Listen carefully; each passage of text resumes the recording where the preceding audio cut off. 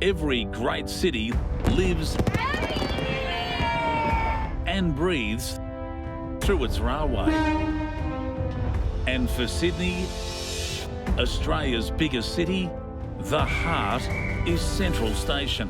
Yeah, this is the office, all right. Never a dull moment. Every day is a different scenario. Please stand beside the doors. Let the customers salon first. We've only got 2 minutes. Let's load from the front. 1.3 million journeys every day. And the brains of it all, the Rail Operations Centre. Sydney Train Security. The Rock. It's Vaughan from Security Control. Who's this? Icon on site. Yeah, police, we've got an incident. Play forward. If I can see him, he shouldn't be there. He's basically trespassing. The concern is that the male is intoxicated. Looking to see if we can see anything suspicious. This is the network like you've never seen it before. We're going to have a lot of delays. The weather, then we had the broken down freight train. Our priority is to get a train every 3, 4, 5 minutes. Do nothing until I speak to you. Access all areas. No! 2, 1, fire! Capturing every moment. Look at that. New South Wales Railway Band, formed in 1896. And the soul of the network. I'm really proud to be part of it. I just found him. Is he breathing? The people. Another day in the life of the railway. All right, guys, let's go. For your safety, please remain behind the yellow line at all times. Coming up.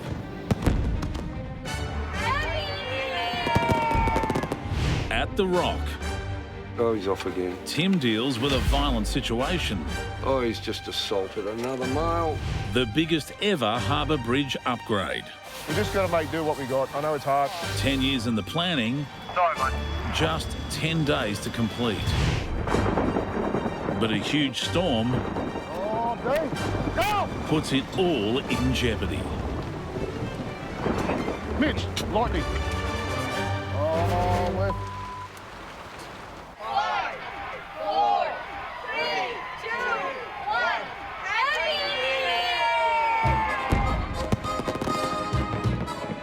1. New Year's Eve 2020.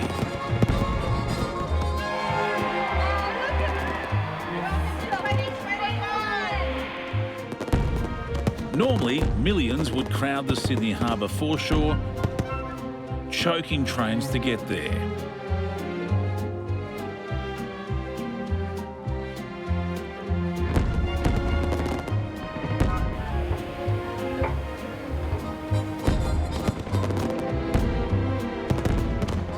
But thanks to COVID-19, tonight there are none. There's nothing you can say. It's just spectacular. For New South Wales Transport boss Howard Collins, there's nowhere he'd rather be. Not too smoky. Now, they shut the road bridge, but what is fantastic is the trains keep running. As the fireworks fade, Howard knows every train on the bridge is about to grind to a halt.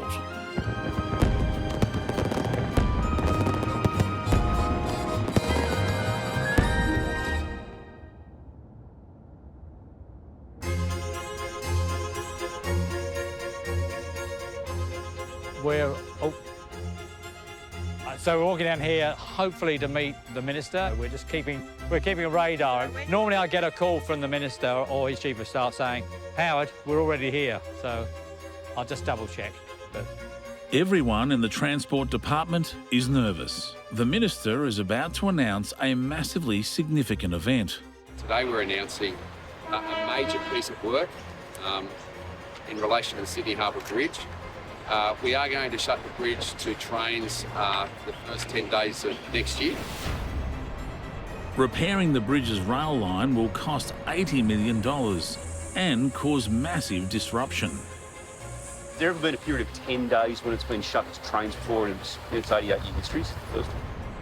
The Sydney Harbour Bridge is the main link between the city's north and south, the artery bringing workers into the CBD.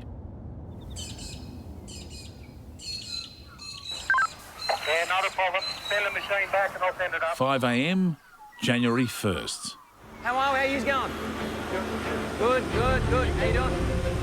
The Harbour Bridge's 88-year-old rail line is being torn up and a new one put down.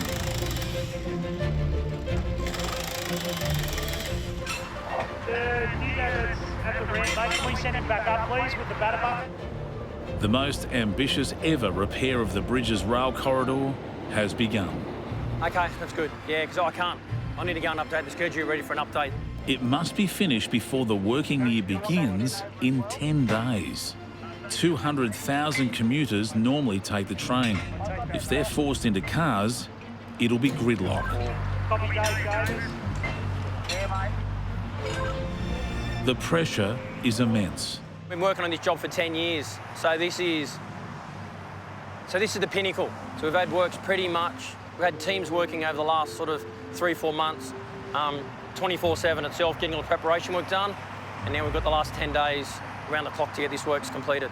Glenn is one of 3 shift coordinators. What do they need? Who will share the responsibility to keep the project on track. From now on, it will run 24/7. To start on bolting 12, it's going to finish at 0400. Missing the deadline is not an option. We've got heaps of steel repairs to do. There's an excess of sort of 9,000 holes we have to drill and put huck bolts in. There's hundreds of locations where we've got to do steelwork repairs and plate up. We're busy. The main mission is to lay long-lasting precast concrete panels on the bridge in its approaches. Before that can happen, the aged sleepers, bolts and supports must be removed and the steel below repaired. To complete the work on time, every task is scheduled to the minute. Rail removed 11. And then transoms will start coming out from 11 until 3 in the morning? Yeah. It'll take more than 4 hours.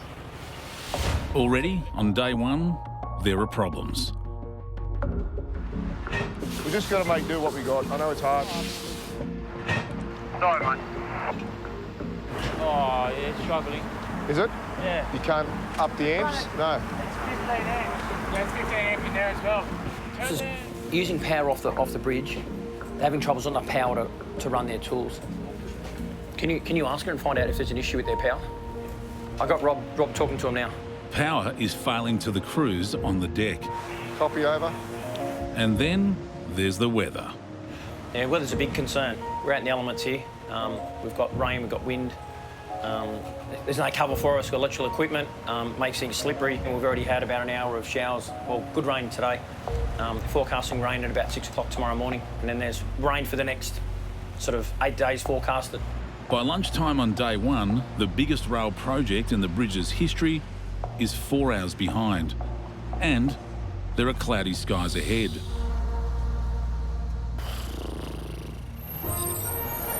To compensate for the lack of trains, the Transport Department is running 170 extra buses every day from North Sydney into the city.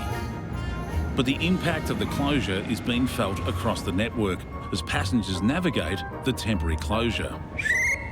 Well, I tried to tell him that I'm a comet more than a star, but didn't he?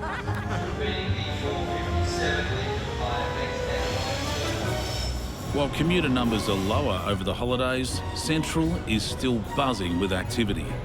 You're good? Yeah, good. Central is the place to be. I guess for us, the most exciting place to be.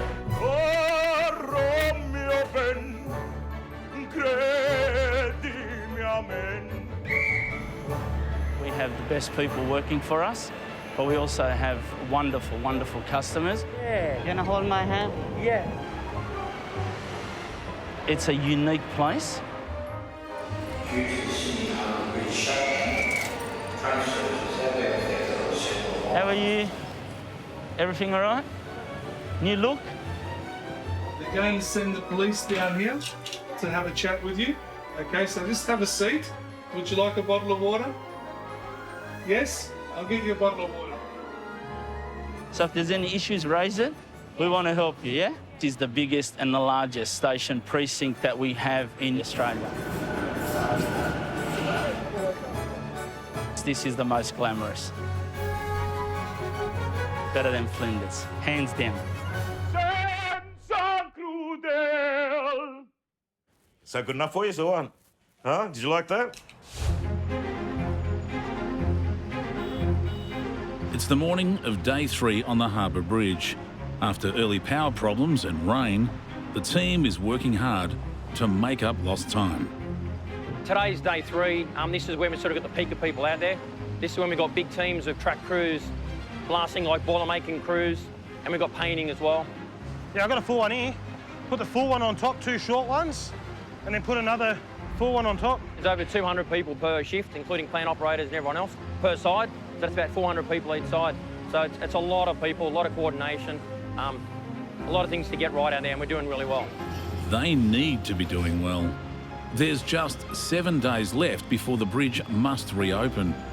And the most important task is yet to begin, bringing in 266 concrete panels to replace the ageing timber sleepers.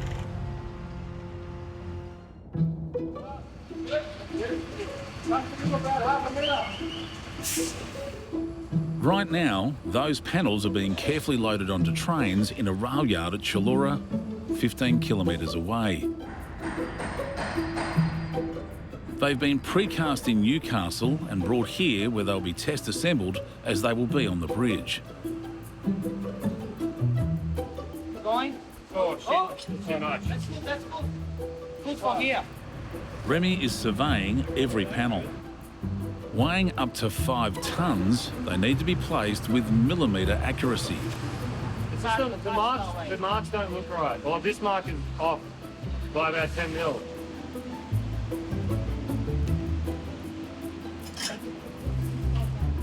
Yeah, are you happy? Yeah, well, we try and get it as close as possible because it's going to be a little bit different on the bridge because you get thermal expansion, the beams are moving this way and that way, but yeah, if we can get it right here, it should make smoother running on the bridge.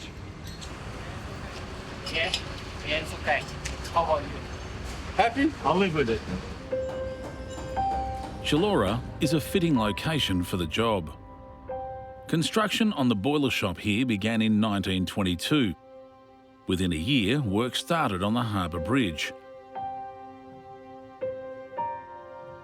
Much of Sydney's rail infrastructure was being built here, at the same time as 52,000 tonnes of steel arch began magically levitating above the harbour to form the bridge. The two halves joined mid-air in 1930 and proved their strength in 1932, when 96 steam locomotives parked on it end-to-end. The bridge deemed safe to open a few months later. It is kind of nice to be thinking that you're building something for the future, something that, you know, you can go, oh, look, kids, that's what your dad built. It won't fall over, so because dad built it. But yeah, no, it is quite exciting to be maybe contributing to the future of this country. It's cool.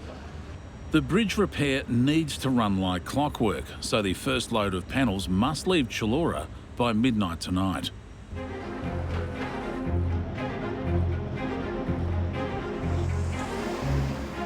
I like what I do, I like my job, I like the railway. You know, I'm coming in ready. At the Rail Operations Centre, Duty Control Manager Megan is starting the evening shift. No, copy that. So Penrith will warn the up trains and St Mary's will warn the down trains, is that correct? When it's fully operational, there's 115 odd people on the floor on one shift. This is where every critical aspect of the rail network is monitored and reacted to.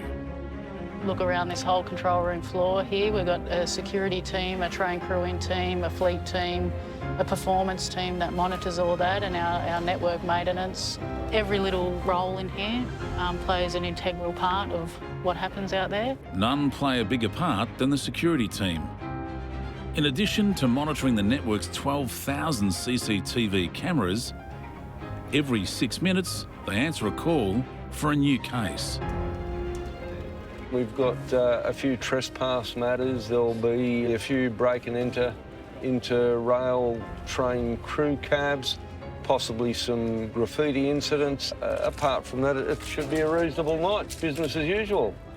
It is REM 2020. Tim's settling in for his first incident of the night. We've got a report there's a highly intoxicated male person on this train in possession of a shopping trolley full of items. The male person is at Carramar Railway Station. That station is currently unstaffed. The concern is that the male may end up on the tracks and the unsecured shopping trolley may roll onto the tracks, causing a danger to rail traffic. Have you sent police? Yeah. Thank you.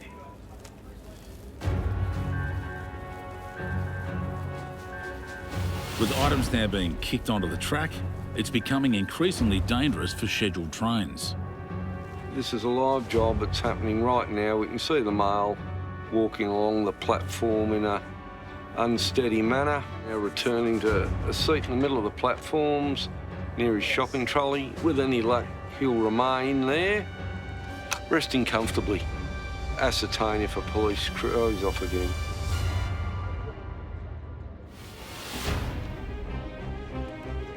John, Tim here at Sydney Train Security. Look, the male person is wandering around in an unstable manner.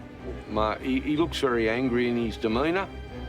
The concern is that the male is intoxicated, causing a danger to rail traffic. With all trains instructed to slow down, the situation is escalating. He may interfere with other passengers on the platform or fall on the tracks. Because the male may be placing himself or others in danger, police will upgrade the job. If he was looking for trouble, he found it. John, Tim here at Sydney Train Security. The male suspect has just attacked a male person on the stairs. The victim is now punching and kicking into the male suspect.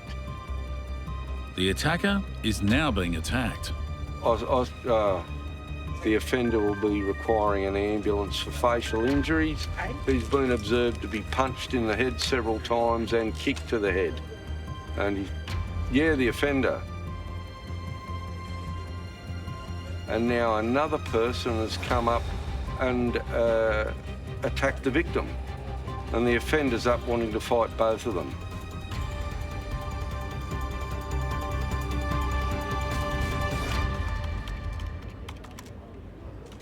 The other two victims, I'll call them, have left the area, and the male offender is now wobbling back up the stairs to the platform area. Yeah, go on.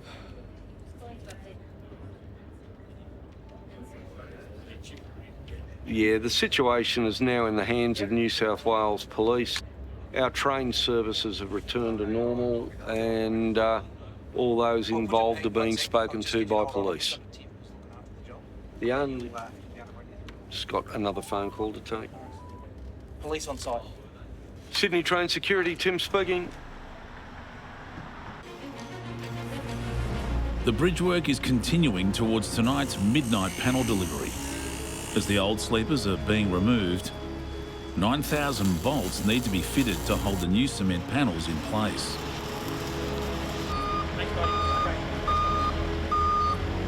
Complicating matters, there's only one service line onto the bridge.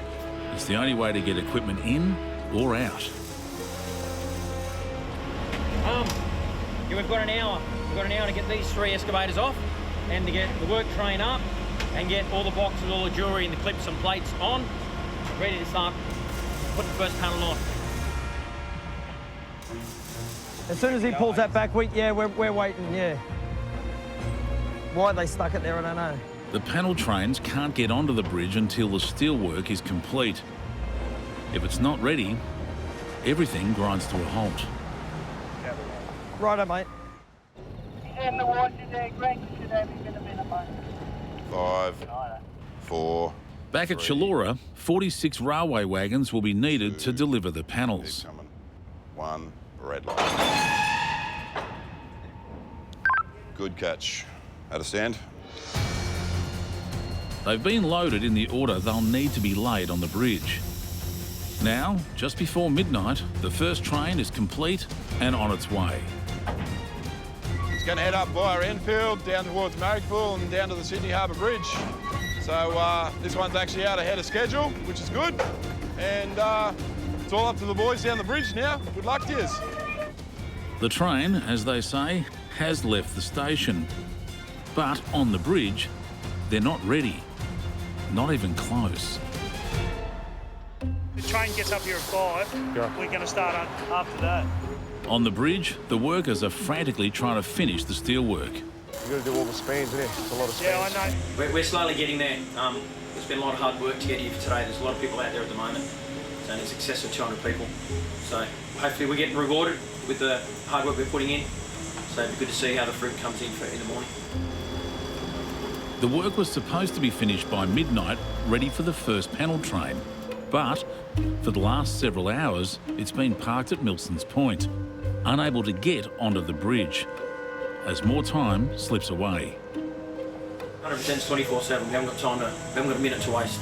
For Glenn and the whole bridge team, the pressure continues to mount.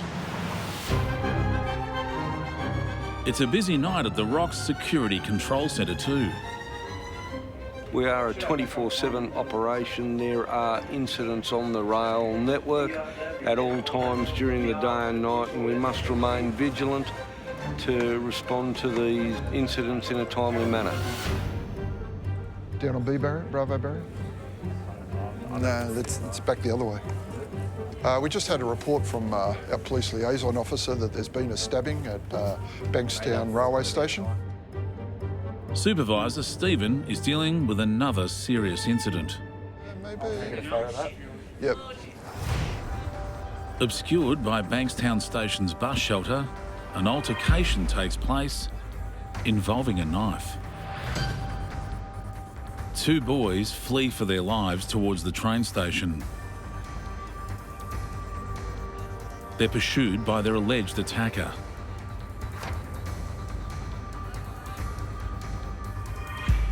He pulls down his hoodie to hide his identity. He's gaining on the pair fast. Slowly. This is him being pursued by this is our victim here.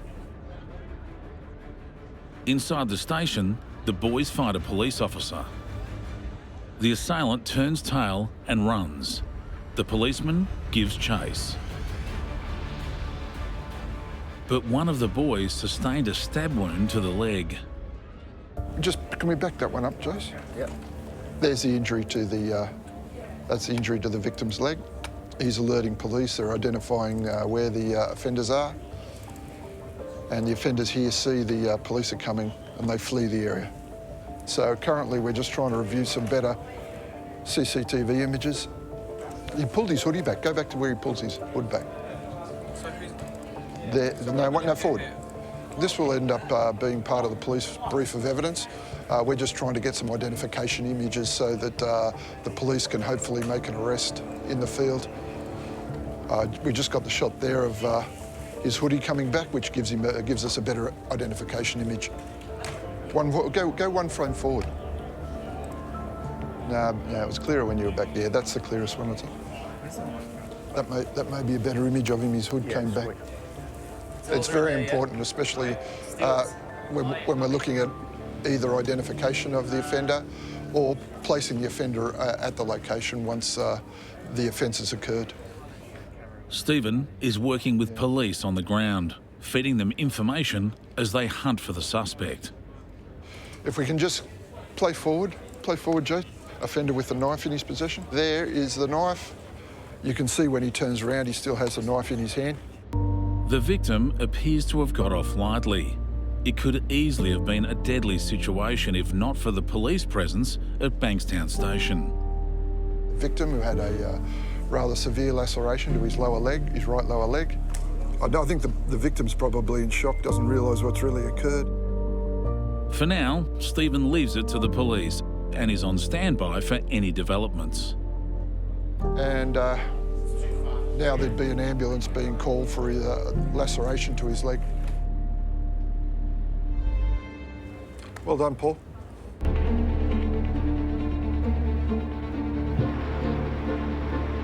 It's dawn back on the bridge. James is almost finished moving some equipment, and then I will unblock. Yep.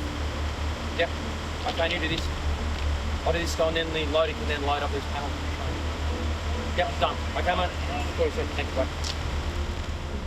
The team has spent all night on the steelwork, and finally, it's done.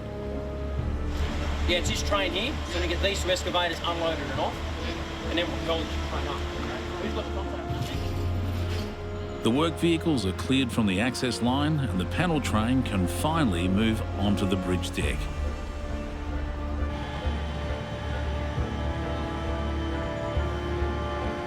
It edges carefully into position alongside the location for the first panel to go down.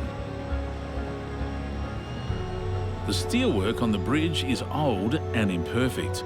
There's no guarantee the panels will fit. We've done the checks we can do. We've done the measurements. We've done all the survey checks. We're just hoping everything lines up for the amount of the quantity that we have got. The panel, all 2 tons of it, is hoisted off the wagon and gently lowered towards the bridge deck. Where you gonna go, Max? Just like the teams have practiced at Chullora, it has to be positioned perfectly.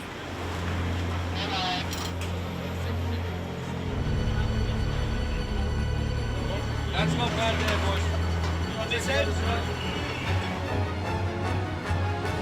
happy? That's good. It fits. Go on, boys, go on. Now there are just 265 more to do. For shift coordinator Damien, taking over from counterpart Glenn, there's a long day ahead.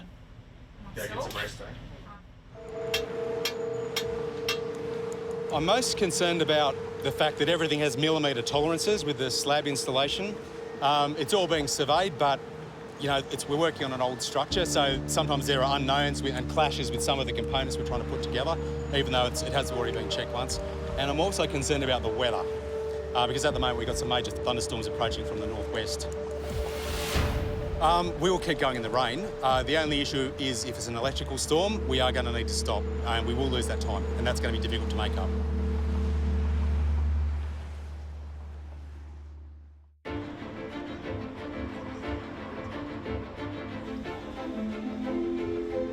It's late in the Sydney afternoon. It's been a hot and humid day, and with clouds rolling in, there's relief on the way for the evening commute.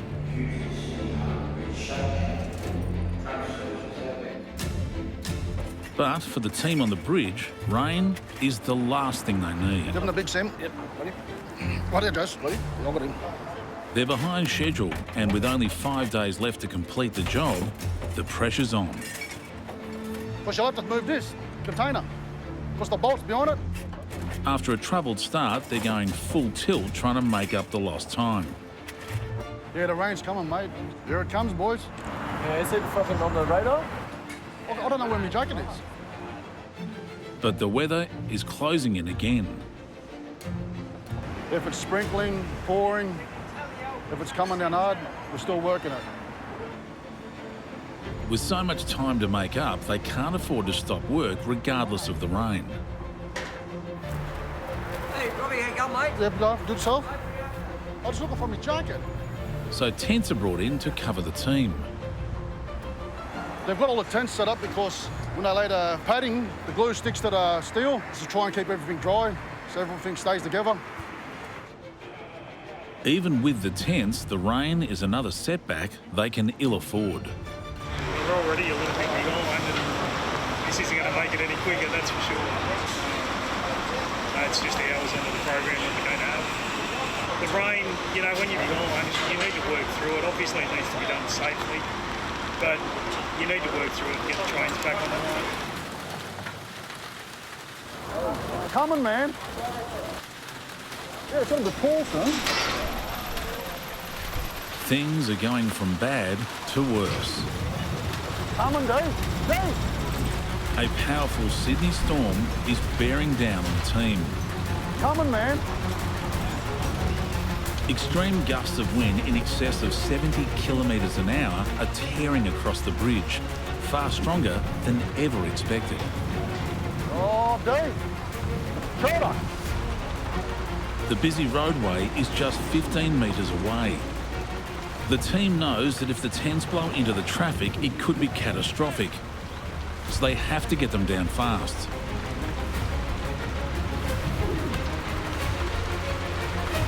Oh, man.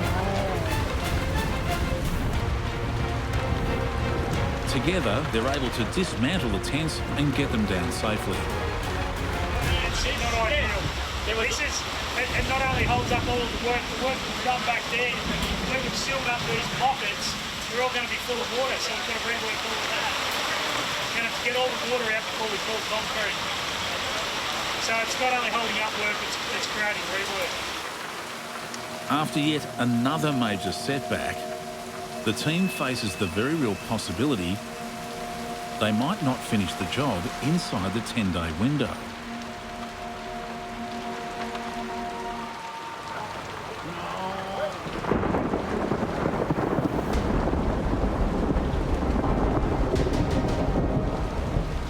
Now, there's an even more serious problem. Mitch, lightning. Lightning. Are we on our stairs? The hoists are getting shut down as well because of the wind. The hoist. Now the only way out's the stairs. They're standing on a giant, wet electrical conductor.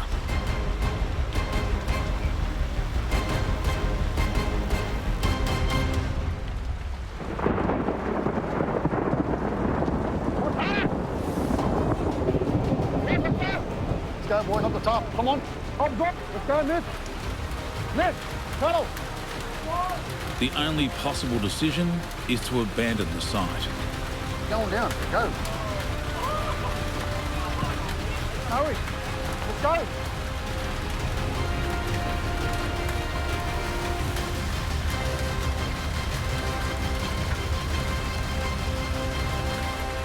Oh, we're...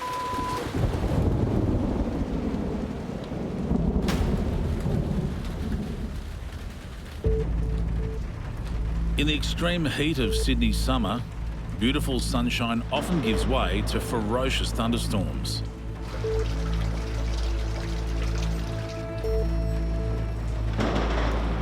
This huge storm has come at the worst possible time, peak hour. And just when you think things couldn't get worse,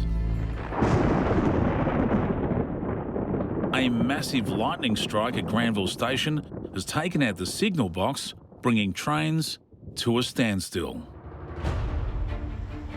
This is major. This is absolutely major. Incident Rail Commander Eade has been called in to help manage the crisis. We got trains stopped at Parramatta, Harris Park, Granville, Clyde, Auburn, Lidcombe, and then you got the trains that go out to Leppington as well via Liverpool. So it's a major intersection there, a major junction, and no trains are moving and all the people are stranded, so they got people are unable to get home. They're banking up all the way now, so this is major.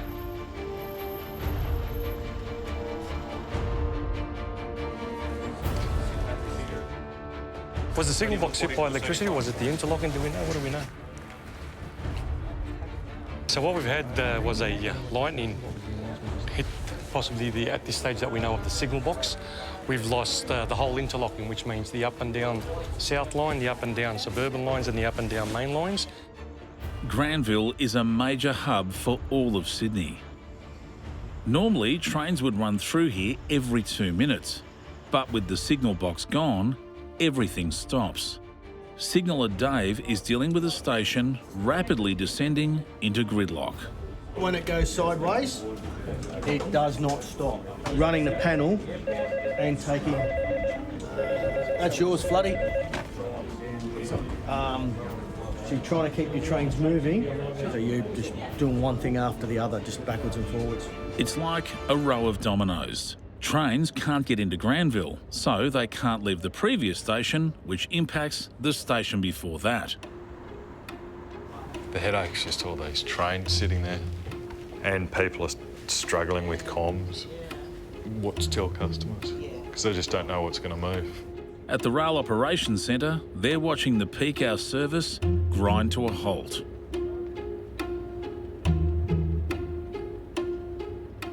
Thousands of passengers will soon be stranded. It's like the old teams back together. Senior managers from all departments are called in from home to help. They're really concentrating on big interchange locations where we know we're going to have issues with crowding, and then how do we deal with that? So sending a security marshalling team out to Granville, because there's a pretty limited local bus service there. The signal engineers continue to work to get the panel up on track. Back at Granville, the tracks are still silent. The team is working to get the signals back up and running. We've got Jazz Gackle, he's the rail commander on site. We've got Megan, she's the manager signal box operations. She's also assisting her signalling staff in what needs to be done as well. The engineers and the signal electricians are in the box and doing what needs to be done. Usually our surge protection protects us against the full fault coming through and killing the equipment, but it is microchips, so microchips will fry if the surge is close enough. As you can see on that panel up there, there's a lot of reds there, which means all those trains are running late. That's the panel that runs this old signal box. But as you can see, we got trains, if you'd have a look at it, they'd be banked up all the way back to Central. Every minute the signals are down, the more passengers will be stranded on the stations. There'll be thousands. That's all I can say. I'd hate to be on the platform now. I'd hate to be station staff. I mean, they can only provide them with the information that's provided from the Rail Operations Centre. Sydney Trains, how can I help you? Becky knows exactly how the passengers are feeling. She's running the network's social media platforms. Look, there's frustration on social media tonight, and I can completely understand that. We've all been in those shoes before. But generally speaking, people are really understanding. This is something that's out of our control. It's the weather. The public is an additional invaluable source of information the ROC uses to plan its responses. I mean, just had some photos come through of Lidcombe Station, which was really crowded. You can see here, like, the lineup was all the way out on the street, and then not only out on the street, but it also came up through the station. So you can see by that there's a lot of people for that to be backed up that far. So, I mean, it was information like that coming through that we were able to try and get some crowd control and stuff like that out there to try and help people. So the more information coming from the public, the more we can get onto things as soon as possible. It's not only passengers who are frustrated. A boom gate is locked down at a level crossing in Sydney South. After waiting just several minutes, a truck driver takes matters into his own hands. First letting cars across the line, then incredibly, without knowing if a train is coming, he tries to cross himself. Halfway over, his rig catches the boom gate and is stuck. It's a perilous moment. He has absolutely no idea when the next train is due. Hey, just ringing up. You got this Pine Road level crossing footage up? I'm just watching it now. It's been 3 hours since Sydney experienced its biggest electrical storm of the season. That's what I'm worried about.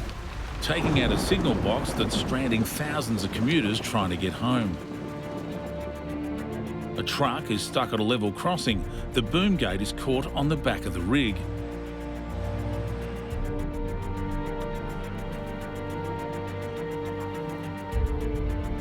The driver has no idea if a train might be coming.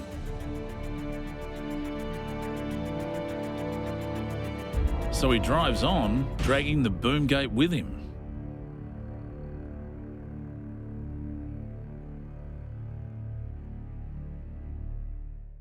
Back at Granville, the signal box circuitry was blown by the massive electrical jolt. Now, after several hours, it's all been replaced. The top 5 red lights on these units were out, so that meant just pulling the 5 of them out, replacing them, plugging the new ones in from our spare stock. It sounds easy enough, but only because engineer Daniel has years of experience under his belt to know what the fault is. To lose the full interlocking is very rare. Before the lines can be opened, safety checks still need to be done. Just tell him to check the condition of the line and the overhead and the points between Yennora and Guildford, please. That's good news. Thanks, mate. They reckon trains may start running in the next 10 minutes. Has to be. Finally, some good news.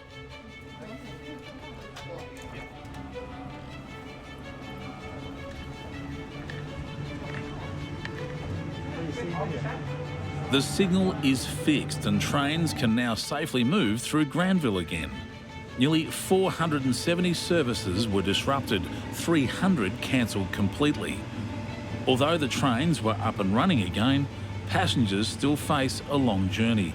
It'll be after midnight before many make it home.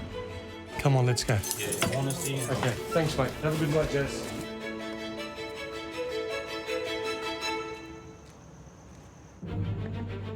Lots we can look at, but we just need everything in the same place. The thunderstorm has Sydney Trains boss Susanna Holden worried. They need to find a way to make up time on the bridge. We cannot afford to run into the next week because that's when the traffic starts to come back. So we've obviously got the Possession Management Monitoring Centre established to monitor sort of minute to minute, hour to hour. But we just can't afford to run into the next week. Okay, so how much more have we got to do before this crane's ready to rock and roll? The crane's ready to go now. On the bridge, they might just have the solutions Susanna's looking for to get the remaining panels in place. Tonight, if we get the road closure full at 10:30, we'll have till about 4:30. It's got to sort of work like clockwork, otherwise we won't get it done. They've taken the drastic measure of closing 2 of the bridge's 8 traffic lanes to allow a second crane to be used. I might just ring Greg and let him know about that 3rd lane.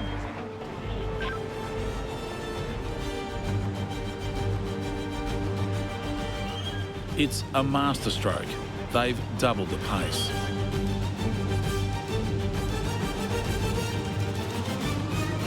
Yeah, he was getting some brought over from South Australia, but I'm not sure if that's it or we're still waiting for him. By morning, shift coordinator Damien arrives at the bridge to the best possible news. So they actually picked up a lot of speed overnight, so hopefully we got that time back. In fact, by refining their systems, the team has caught up with the schedule. And perhaps the most significant moment of the build has arrived. They've placed the second last panel. So this is the last panel on the whole job, sitting on the train here. So in about 5 minutes, they'll be lifting that and the slabs will be in, which is a major milestone. Panel 266, the very last one, is about to be lifted into place. You know, I'm really proud to be on this project. We're making history. You know, before my shift today, I was actually, looking at a documentary about how the bridge was built, and it was just amazing. And now I'm here, recreating history, I guess. And it's, I'm really proud to be part of it.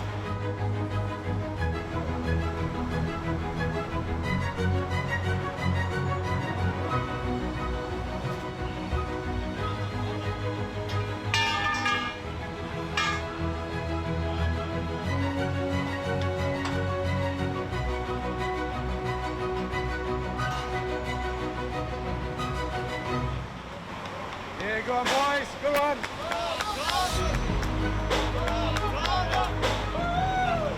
All 266 panels have landed perfectly in place. We're making history, guys. It's a massive engineering achievement. Mate, I'm bloody happy. I'm happier than I've been for a long while. That's possibly one of the hardest phases done. So, yeah, good feeling. Good work, guys. Good work. Everyone's been trying their best, putting in 100%. We've had some long days. We've had terrible weather, rain, hail, or shine. We've still got the, everyone came in, got the work done, and yeah, just couldn't be more proud to be working with all these guys here. Next challenge, I guess, is just to keep the project going. We need to make sure these trains run on Monday morning. So yeah, just keep giving it our best, and hopefully we'll get there. We came here to put replace the timber transoms with the concrete deck, and now the deck is in. And there's more work that needs to happen to finish it off so we can reopen it for trains, but it just felt like a massive milestone today. As the panel train pulls off the bridge, there is still plenty of work to do, but it is familiar territory.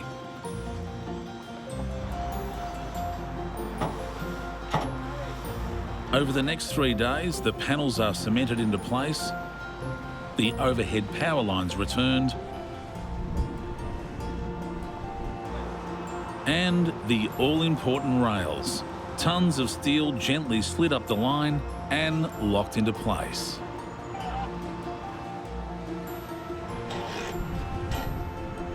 We'll get the surveyors to do the final workers X check. A survey ensures everything is millimetre perfect, and a test run makes sure it's safe.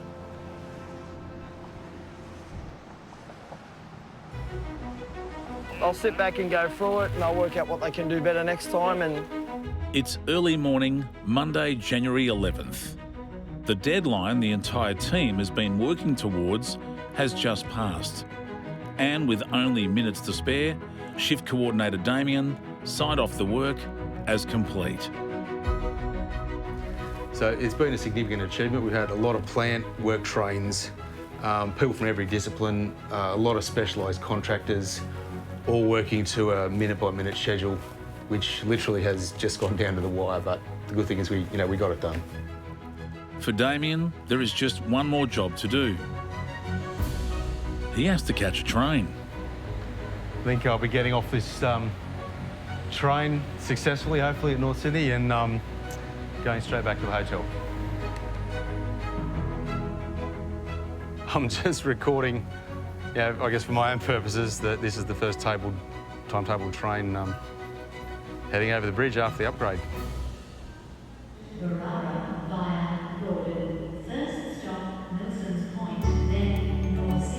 It was the most ambitious rail upgrade in the bridge's history. 10 years in the planning, culminating in 10 intense round-the-clock days. 400 workers investing 12,000 hours of labour. When you just look at the amount of time that's gone into it, and the different stages, and I guess the stress that went along with getting all that done, and dealing with all the unknowns, we got in by about that much, really, but we got it done. That's the most important thing. And here it comes. After so many investing so much, it's a big moment. The first journey crossing between the old track and the new.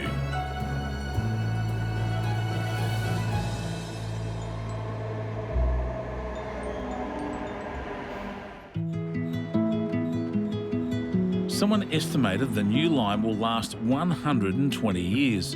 And let's face it, no one's going to be around to argue if it doesn't. But today, as the first peak hour of the new year is set to start, this is a moment to remember. And there we go. Feels smooth to me. What do you reckon? Yeah. This is very satisfying.